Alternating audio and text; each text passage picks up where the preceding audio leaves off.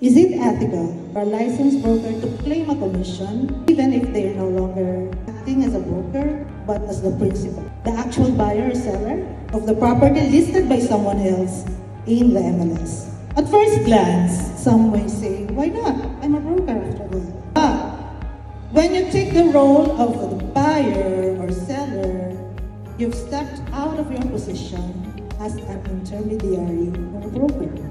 You're no longer representing a client. You are the client. Expecting commission in that scenario without prior disclosure and explicit agreement from the listing broker can be seen as self-dealing. This is a gray area that can break trust, especially in an environment like ours.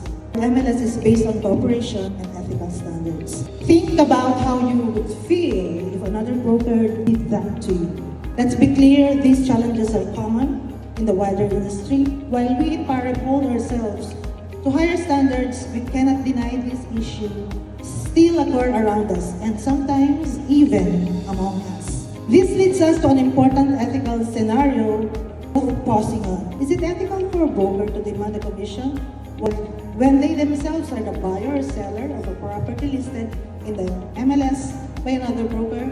Think about that. Is the requesting broker really acting as a broker in that case, or are they acting as a principal? Our code of ethics and the MLS house rules can provide guidance on these gray areas, but more importantly, ethics require us to reflect honestly on our role in the transaction. Are we truly serving a client or serving ourselves? From an ethical standpoint, rooted in RA 9646, the Code of Ethics and Professional Best Practices, let us have a closer look.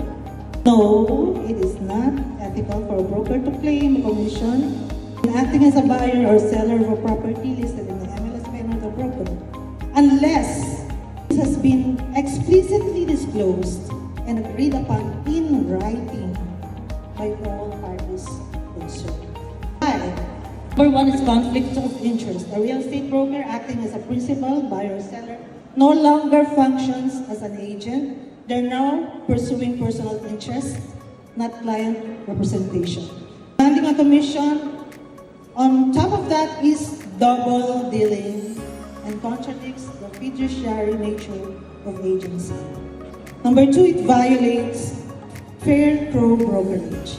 MLS is built on the principle of cooperation among professionals representing clients.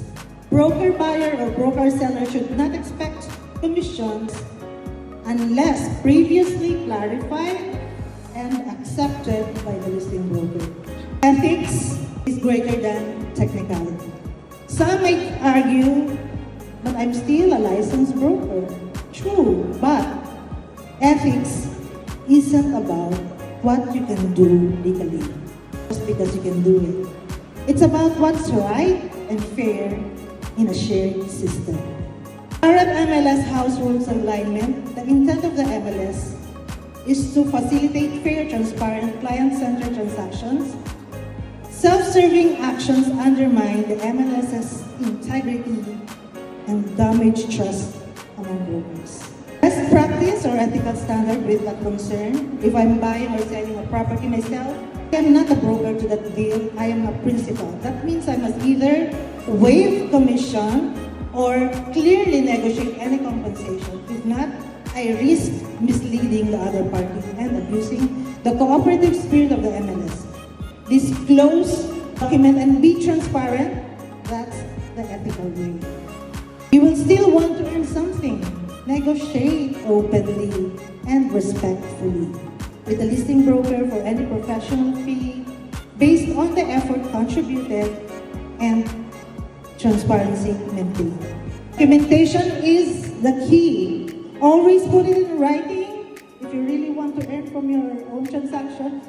Use email or simple agreement to ensure that broker, your co-broker or listing broker agrees voluntarily. Huwag niyong pipilitin.